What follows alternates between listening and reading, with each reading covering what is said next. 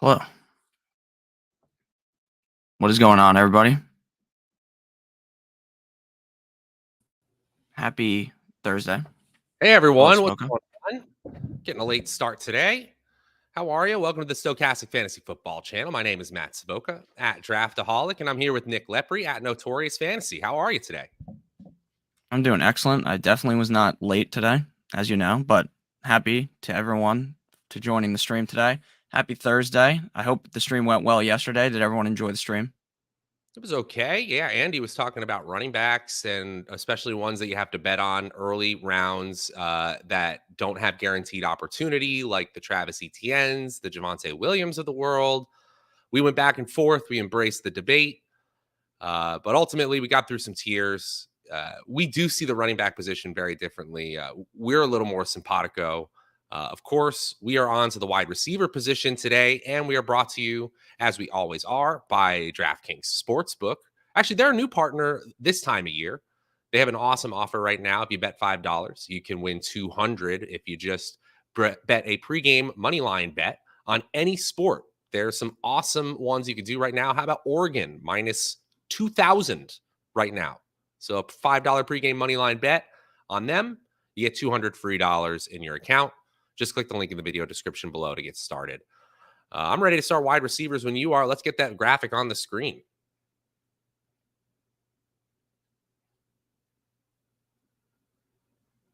Sorry, my computer is not working right now, but yeah, I'll pull something up. Let's How go. are you today, Nick? How's it going?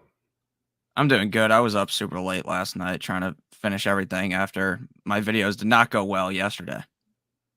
Oh, that's a bummer to I'm sorry hear. about that. Yeah. No, it's okay.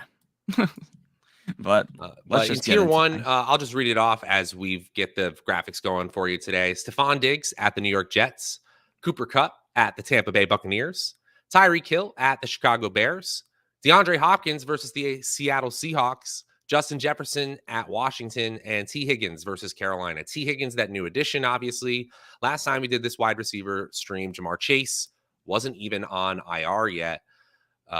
This is a situation where you got to bet on Cincinnati's passing game figuring it out, and Carolina's defense is not very good. DeAndre Hopkins gets the Seattle defense, and we know that they've improved a little bit. They're 18th in Football Outsiders DVOA. Justin Jefferson also gets a Washington team that is mediocre defensively, to say the least. If you don't have the graphics ready, Nick, we can just talk about it. I'd rather have you here on the stream. The people want to hear your voice. They want Notorious. Okay. They want your opinions. And right now we got 0 of them so far as we are 5 minutes into the stream. Yeah, so I have a real question for you, real quick. Do you think that this Seattle game against Arizona is going to go how it went last time, which was low scoring, if you remember? Or do you think it's going to go the opposite? Because I was looking at all these lines trying to figure out, is this going to be what it was last time? Because last time we all talked it up like, hey, this is going to be a high scoring game. And then it doesn't end up being that. Do you think this time we actually see that high scoring game? Certainly shootout potential, but I'm also wondering what you think there. What do you think were the factors that made it lower scoring? It was a 19-9 game in a Yes. Seattle win. What do you think the percentage chances are that it goes shootout? I'd say it's probably a 45% chance that it goes shootout. I think the reason why last time that it didn't is because it was earlier on in the season. And if you remember, the Arizona team was really struggling. It seemed like Kyler and Cliff Kingsbury were yelling at each other. That was even prior to that. So things were not working well. Now they have DeAndre Hopkins. Maybe that does boost the upside, but they also don't have Hollywood Brown. So I'm not too sure if this really is going to end up being a high scoring game. And that's something I really worry about personally. Okay.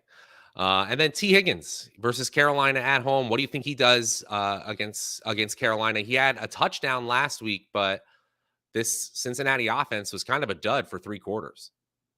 Yeah, I completely agree with you. I think T. Higgins is going to have a better game this week.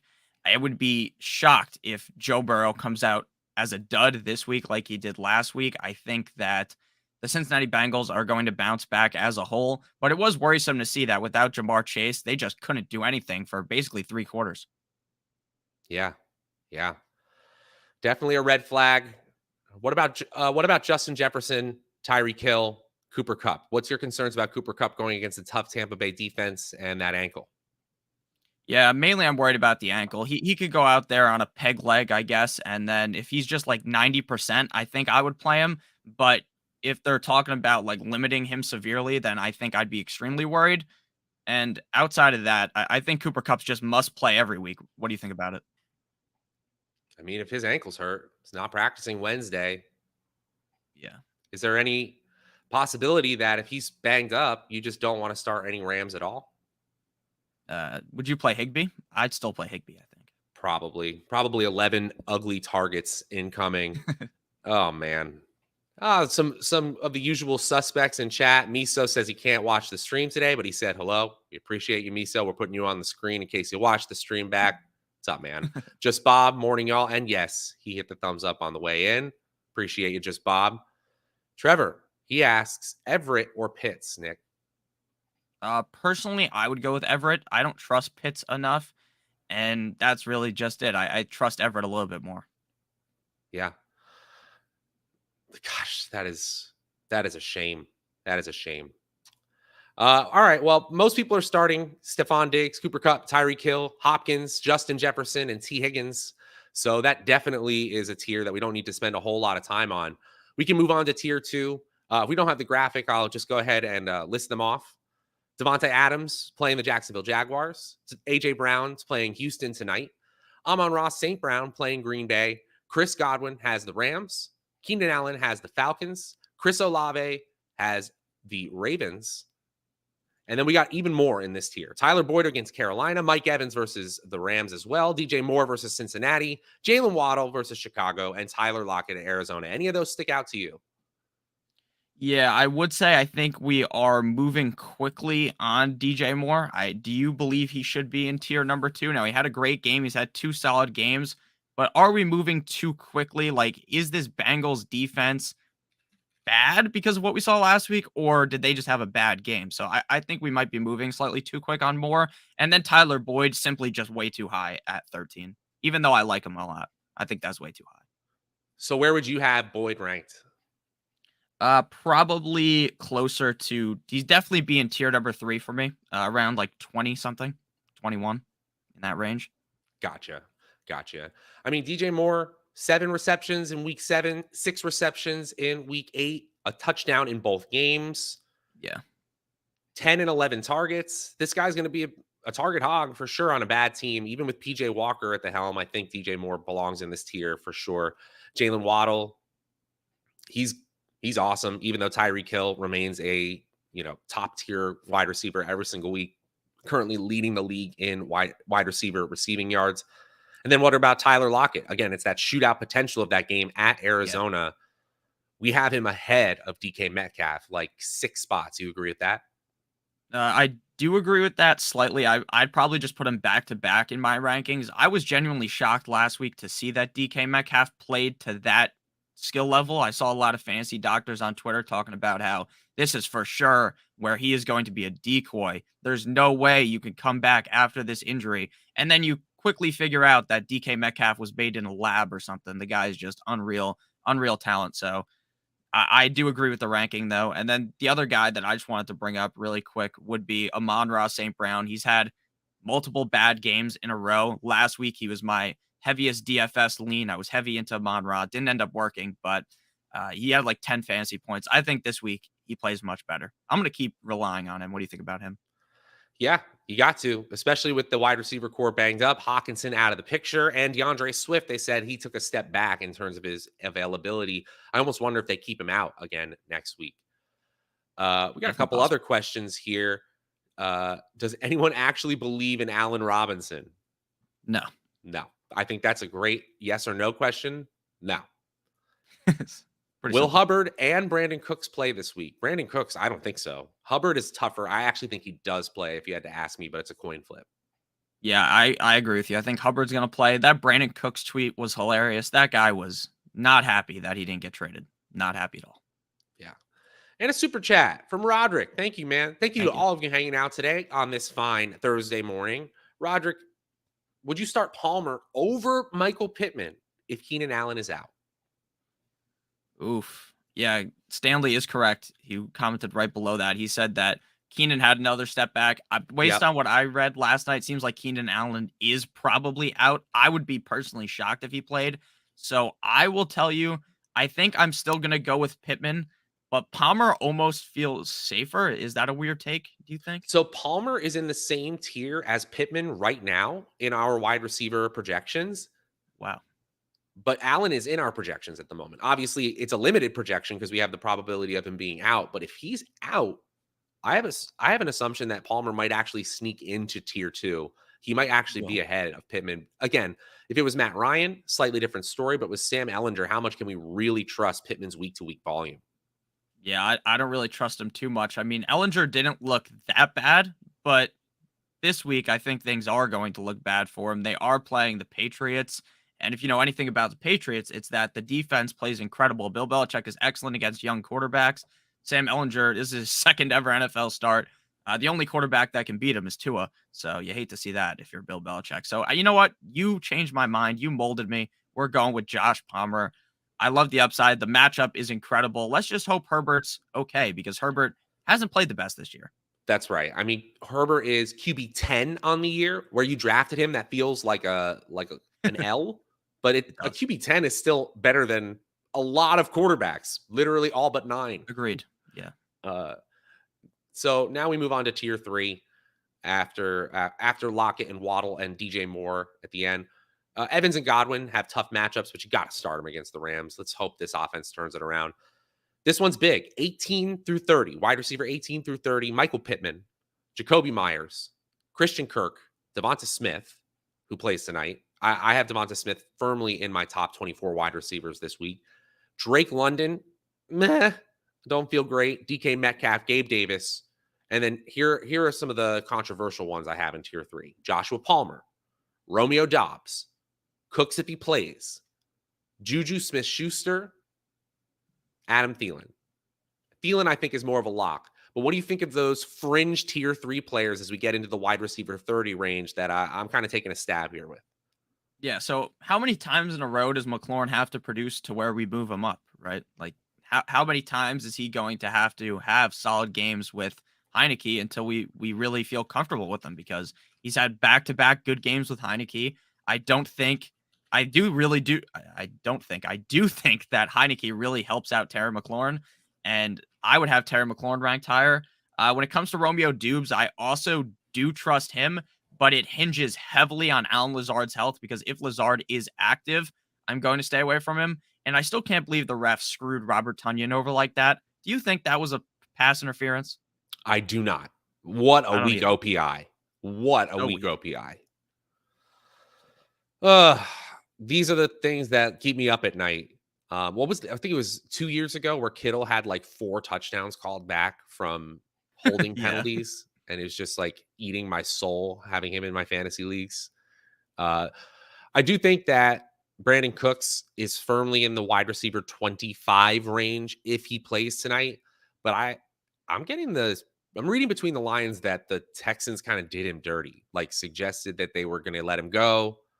They were ready to move on. They were parting amicably, and then nothing, nothing, nothing.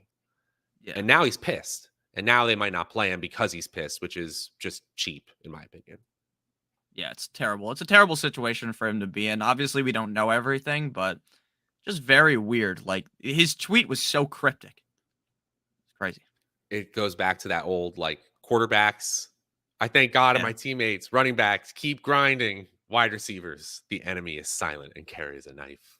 Like, That's literally true. It's so it's true. so That's what true. receivers tweet about. The cryptic wide receiver tweet is undefeated. Uh, how about Devonta Smith tonight? There's a lot of mouths to feed when you consider the rushing production of Miles Sanders and Jalen Hurts, AJ Brown being God's gift to the receiver position, and Dallas Goddard, honestly, being a fantastic low volume, high efficiency tight end. It kind of puts the touch squeeze on for Devonta Smith. But again, he's playing the Texans. He's a 2 touchdown favorite. Yeah, 2 touchdown favorites are always crazy games. Like, I really do think this one is going to be a whomping. Like, I don't think this one is even close. Like, the Bills were, I believe, 11-point favorites or 10.5-point favorites up against the Packers. And that game was kind of close. I don't see this game being close. Like, I don't see Jalen Hurts making those crazy stupid plays that it's like Josh Allen knew the game was over, so he was just messing around.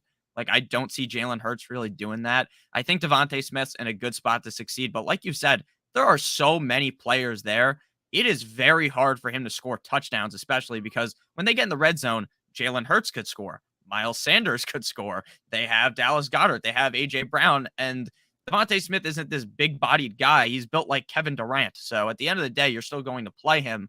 But you do have to worry in a lot of spots that he could just be kind of left in the dust. You know what I'm saying? He could be. He's Or more could have a built huge like game. Victor Wembanyama. He's even stretchier than Devonta For the Smith reference. is a great play, and I have him wide receiver 21. Christian Kirk is one that he plays Vegas, so I get why we have him ranked this high, but the target share isn't good anymore. The air yard share isn't good anymore. The team isn't good anymore. They're clearly playing for next year with that trade for Calvin Ridley. Ultimately, I feel like Christian Kirk is a hope and a prayer at wide receiver 20. I get why the volume projections put him there, though. Yeah, I agree with you. I think it is quite concerning what we saw. It seemed like Christian Kirk was the guy, right? We see it in preseason with Lawrence. Then we see it during the beginning of the season. And now it seems like the team really wants to rely on Travis Etienne, and that's about it. Pretty sad to see if you were a Christian Kirk guy who really started the season off He well. started strong. Tyron, what's up, man? Glad to see you back in the chat. I traded Tua and CEH away for Mixon. Did I win this trade? My QB1 is Herbert, and my other RBs are Singletary, J-Rob, B-Rob, and James Conner. I remember this squad you were talking about. You got yourself a running back stud that your team clearly needed. If you're in a 1 QB Yes. league, this is a fantastic trade. Yeah, I agree with you. I do still worry about Mixon, but the thing is, Mixon is so clearly better than everyone else that you have. Like, it makes perfect sense. In terms of starter confidence, there's something to be said about that, right? Just I have the peace of mind that I'm starting the right players. And yes, maybe some bench player scores like a touchdown because someone got injured, but I couldn't predict that. You're just putting Mixon in that RB1 slot and you're just letting it ride instead of having to like play this carousel game that you're playing at the running back position and having to do that at the quarterback position with the way that Herbert's been slightly underperforming and Tua's been overperforming. So now you get that heartache when you get it wrong out of your life. Yeah, that's the John, worst thing. yeah, Sorry, it's true. I was gonna say it's annoying to start the wrong quarterback. Sorry to talk over you. Jonathan Taylor or Khalil Herbert. I can't believe we're here. It's a legit question, though. That's the funniest part. Imagine someone said this week 1. You would have been laughed off the stream, but now it's week 9. That's I'm very true. screenshotting this and tweeting exactly that. It's Imagine true, someone though. said that week 1. This is the saddest moment. I think it's going to be made for you because I think Taylor might not play. Yeah. I think What's wrong with Taylor? I think he tweaked his hammy or an ankle, and he's just not good. Most running backs are not good when they're 50 to 60% healthy. Is that fair to say? They're just not able to do the things that they need to do on the field, but they want to be there for their team. The whole coaching, politics thing, and being available, it can get nasty, but Taylor's not effective right now. And especially with that team switching quarterbacks, it's not a good situation. I got offered Taylor for Saquon, and I just laughed. Yeah. I got offered Taylor for Waddle Singletary, and I was like, I don't even know if I need to do that. Yeah. Taylor has been, again, I've talked about this before. Like, he might be the worst first pick ever because he's just not the guy. Like it's just weird. But I'd go Khalil Herbert. Yeah, and then they traded a running back 2 days ago. Wild. Deion Jackson, baby. It might be time. Kyle, what's up, man? I have 8 Aaron Jones, Monty, Hunt, Pollard, Murray, Patterson, Godwin. Oh, it's the whole squad. Guy wants Godwin, Pollard, Boyd for Hill. Huh. So you would have Montgomery, Aaron Jones, Kareem Hunt. You'd be a little thin at running back. They all have week 14 buys. What's your record like, Kyle? If you're like 6-2 or something like that, I think you can do this trade. What do you think?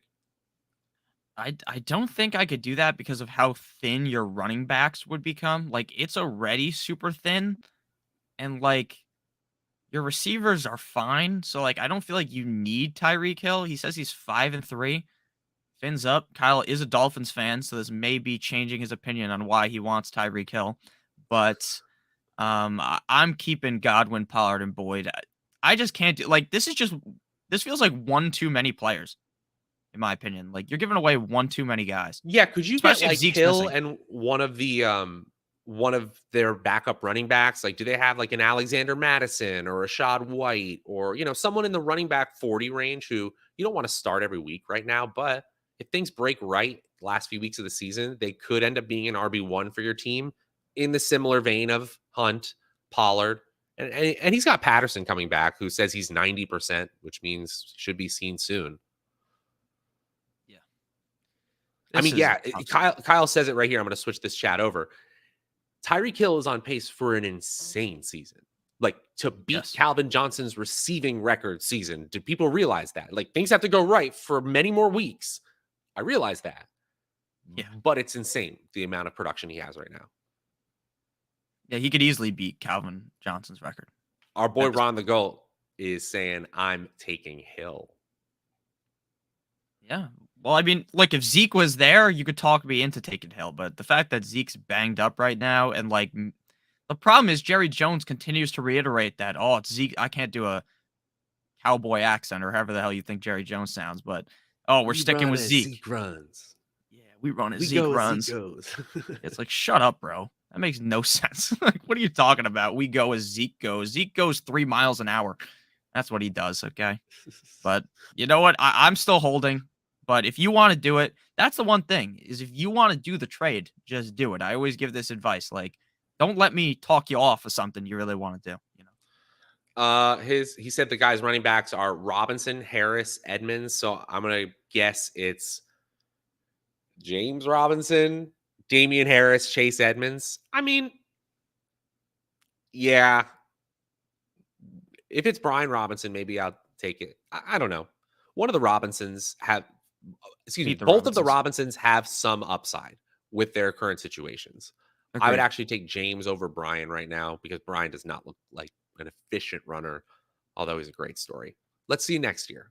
I just got a quick question for you real quick. I was not on the running back stream yesterday. Who do we have ranked higher, Gibson or Robinson? Gibson. So do I. Just wondering. Yeah, we have Gibson. As of yesterday, we had Gibson at 25, Robinson at 30. That makes sense. Okay. Tier 4. Alan Lazard, Garrett Wilson, Rondale Moore, Darnell Mooney, Robert Woods, Zay Jones, Curtis Samuel, and Sammy Watkins. Watkins is the one where Lazard might not play, so he might just be crossed off this list. That means Watkins would probably boost up, which is why we have Romeo Doubs high on this list as well.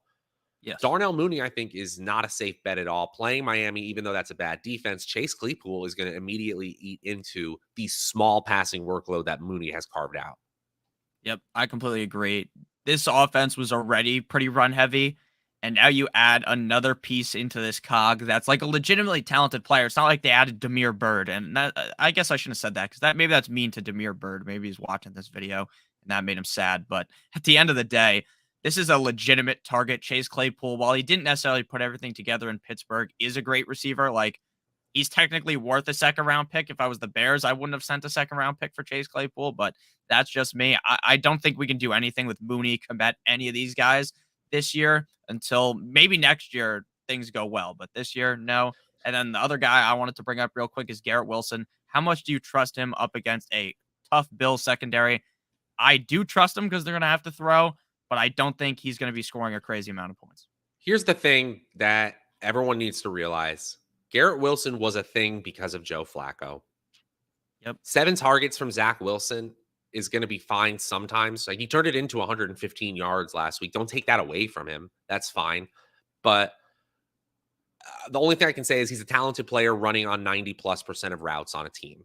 That's great. Zach Wilson cannot get him the ball effectively or consistently. He's had less than 6 targets in 3 of his last 4 games. And that was very, very far from the Garrett Wilson we saw in weeks 1 through 3. 8 targets, 14 targets, 10 targets. Like wide receiver 1 style usage. I think it's fine. to say Garrett Wilson is startable, but I also think that I can't really put him inside my top 30. I got him outside, like maybe the top 36, but just barely. Yeah.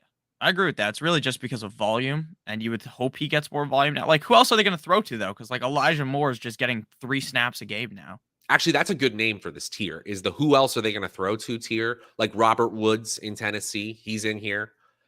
Sammy Watkins, if Alan Lazard is out. Even kind of Garrett Wilson with the way that Elijah Moore is pouting, Corey Davis is hurting, Braxton Berrios is in and out as a gadget player, and the running back position without Brees Hall is a mess. And Darnell Mooney, prior to Chase Claypool's arrival, would be in that category as well. Rondale Moore also gets the Seahawks. Elusive after the catch, has had 3 out of his last 4 games with 8+ targets. The guy can play. Good. He's clearly behind DeAndre Hopkins. Yeah, did you see that catch he made where the guy was, like, holding his jersey and it got, like, super stretched, like, 20 yards? Yeah. How does that happen? I don't get that. His jersey space jammed. Yeah. Do you remember, like, 3 years ago when they got the new NBA jerseys and they were just ripping? Like, someone had their jersey just ripped in half on the back? That's what that felt like. But I like Rondale Moore a ton this week. It I'm feels sure like the we NBA were loved it when LeBron was just ripping the sleeves off of those things. It was great. Yeah, that's true. But, like, Rondale Moore, we were kind of, and by we, I mean me. I was quick to be like, "Oh, you had one bad game. Bye-bye out of the top 30." And sometimes you can't overreact like that. The problem is Rondale Moore, to me, doesn't have the skill set to where I feel like if I overreact, I'm doing something wrong because I just don't think he's, like, the best player ever. You know what I'm saying? Yeah, I hear you. Fam First asks Kirk or Donta Foreman. I think you take the floor of Foreman. Donta Foreman. Yeah, Donta Foreman for me as well. Christian Kirk, like we just talked about him, he should be good, but he's just not.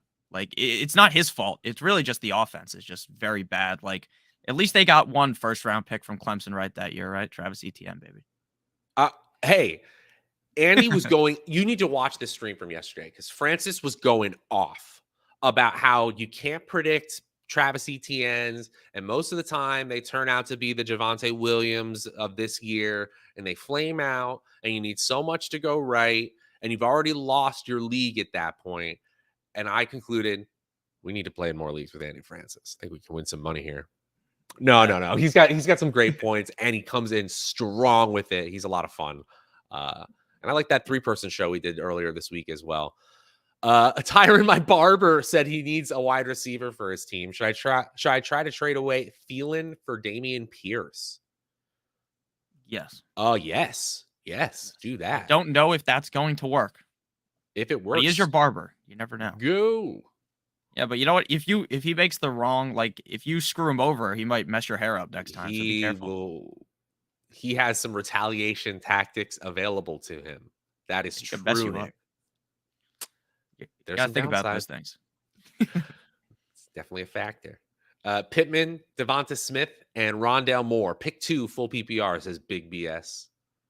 I'm going. Is that the South Park cow logo? It sure from the is. show? South Park cows. I'm going Pittman.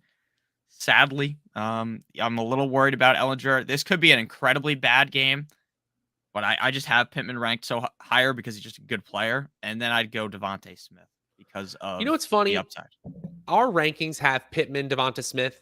I think I want to go Devonta Smith, Rondale Moore. My gut rankings say stay the hell away from Sam Ellinger's offense right now. Why do I want to have to get 2 things right?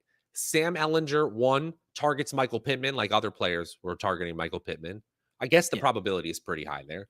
2, Sam Ellinger is competent enough to actually get Michael Pittman towards a ceiling or even a median performance in terms of projection. I just want to go with the more sure things. Devonta Smith obviously has a higher range of outcomes, but you could get a 30 from him just as easily as you could get like a 5 or a 6. Yeah, I agree with you. I mean, look, Devonta Smith and Rondale Moore are safer in my opinion, so I'm not going to dispute that. Ooh, I like this one. Josh reacts. Good morning, man. Good to see you here. Would you trade CMC for JJ? Full PPR? No. Because in my opinion, is this like an old person? Is this a boomer take that running backs are more important than receivers? Like if you have the running back, isn't that more important than a receiver who's not the receiver. Yeah, but who's gonna score more points full PPR this year? You think it's on like you think it's like LT level production like he had Right. last week with that passing, rushing, and throwing, I or mean, passing, rushing, and receiving touchdown game? yeah, he's not gonna throw another touchdown, I don't think. But like that route he ran was so crisp. Like I don't know. Like it feels like maybe when Debo comes back, maybe I just look like an idiot, right? And then Debo's taking things away. McCaffrey doesn't play too well, but McCaffrey is just so good. And this offense is so good. And Jimmy Garoppolo's not good. So Jimmy Garoppolo's smart. He is smart though. He's good looking as well. So he knows to just dump the ball off to Yeah. McCaffrey. So this feels like a situation where McCaffrey, I was worried about the situation until I watched last week. Once I saw last week's game, I'm like, you know what? Christian McCaffrey, even on the Niners, can dominate. He So looks like he looks a faster than that. golden god when he touches the ball on that team. Like, Yes. I don't know what else to say. The It's holes amazing. are wider, the speed is faster, the offensive scheme is significantly better. It just goes to show you what coaching can actually do in the NFL because the talent, obviously, from Carolina to San Francisco didn't change, but I think the production is too good to trade away. Agreed. Devonta Smith or Eno Benjamin for my flex this week. That's See, closer for me. I think I still have Devonta Smith. See, I think you have to go with Smith because the game's on Thursday, and by the time we get to Sunday, like the Arizona Cardinals are, in my opinion, the worst team for beat writing. They don't tell you anything. James Conner might play on Sunday. He might Mhm. not play, and we won't know until Sunday morning in most scenarios. So I'm just gonna play Smith again. Benjamin might smash him up, but if Connor plays, how much Benjamin do we see? I'm not too sure. Like I think Benjamin actually has earned the starting role. I just don't think Cliff Kingsbury is gonna give it to him. I'm still thinking that Connor might not play this week. I agree with that too, but who And if knows? that's the case, then Benjamin is a smash start and you're going to have to find a way to play him. Yeah. But the problem is, do you feel confident in saying that? Because I don't. I still think Connor could play. Absolutely not. All right, we got about 5 minutes remaining on this Wednesday wide receiver show. Happy to answer your questions here. Happy that the couple dozen of you are hanging out with us live. And, you know, we got to mention our sponsors one more time. Keep the lights on over here. DK Sportsbook. With a link in the video description below, you get started. $5 pregame money line bet. When you win, $200 of extra betting money enters your account when you win that $5 pregame moneyline bet. Any sport, guys. So you can bet the biggest favorite in any sport and win that. It's an awesome time to get started over there. Again, the link in the video description below. One more thing I want to tell you guys about too. Every Thursday morning at 11 a.m. Eastern, that's in 24 minutes time, I head over to the mothership, the one that started it all, the Stokastic DFS channel, and I'm doing the DFS matchups show, the matchups breakdown, where we go through every single game on the main slate, talk about every single fantasy relevant player and how we expect them to perform compared to their salary-based expectations. Me and Dave Laughlin. It's turned into a stream all its own. It's a whole lot of fun. I'll throw the link in chat there if you'd like to join us again at 11 a.m. Eastern. Oh, we got a super chat. Wesley, is it a good idea to stack Godwin and Evans? Absolutely no problem with it. It's mostly random, their performances in terms of their Yeah. actual fantasy scores, which feels weird because they're on the same field together on the same team. Yeah. I still think I trust. Do you trust Evans more? Are you with me on this standpoint? Because I do definitely trust Mike Evans more. Nope. I do think that you don't trust Evans more. I trust Godwin more. Okay. So that's Because of the definitely way that different. Brady's playing. Like Evans keeps getting the ball near the end zone, but they cannot connect on deep passes, red zone passes. They are just out of sync. Godwin can at least take underneath looks and make yak happen. Evans has never been able to do that. Okay. That's a fair take. I do think you can still stack them, but I am like this game worries me, right? This is like a loser leaves town level game where like the loser here is just done for, right? Rams Bucks. But I'm gonna No, throw all the rankings on another for one you. I disagree with. Okay, definitely do that. But Tampa Bay, Andy said this best. If they fall to 3-6 in their own division, they could win 3 games at the end and still possibly make the playoffs with how bad the rest of their division is. They just need to stay in striking distance by week 10 or excuse me, week 12, and they're fine. Yeah, you know what? You're definitely right on that. It's just weird, like how bad the NFC is. Like, except for the NFC East, the NFC Beast. You know? I feel like I'm taking crazy pills. That division was awful for a decade. Hey, we got another super chat here. Cornelius, Raheem Mostert, Cordero Patterson, Donta Foreman, Lenny. Who are you starting? And is Mark Andrews playing or not? Well, I think I think Mark Andrews is going to play, um, but I would say the chances of it are 55%. Like it's close to a coin flip, Nick, right? Yeah, I completely agree with you. I think that Mark Andrews, the thing is, last week I tried to tell everyone not to play him, and I think that was a bad thought process. It worked out. But if you watch the game, it was like this guy's just getting peppered with targets. So I would have been wrong if he stayed in the whole game.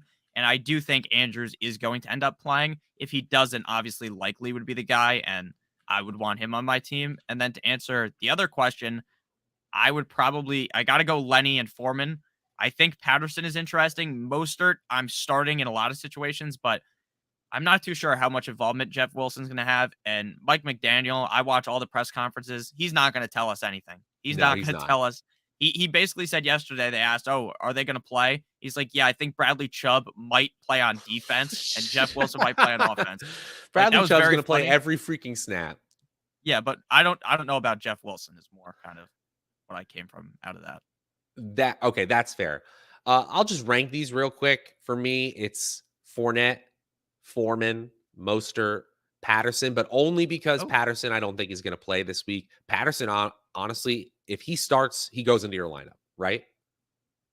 yes, but I don't know if he'd go into my lineup. Yeah, he probably would. He'd go over Patterson He or was over Foreman for me. he was He's so good. great when he was in the lineup. Yeah. It's funny that his Twitter profile picture is still the ref that screwed them out of a win in that one game. I love Cordero Patterson.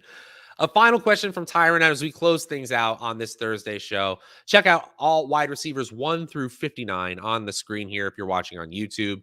Which one should I offer first for Damian Pierce, Thielen, or Deontay? So it's really saying which one do you like rest of season less so that he can offer him slightly less value, and which one do you like more, Thielen or Deontay? Uh, I still like Deontay more, but I would trade away Deontay. Look, Chase Claypool's gone. Maybe now it's Deontay time, but Deontay has proved week in and week out that even with a massive target share, he can't do it. Sucks. I was a big Deontay Johnson fan. I'm fine being wrong. Trade away Deontay Johnson.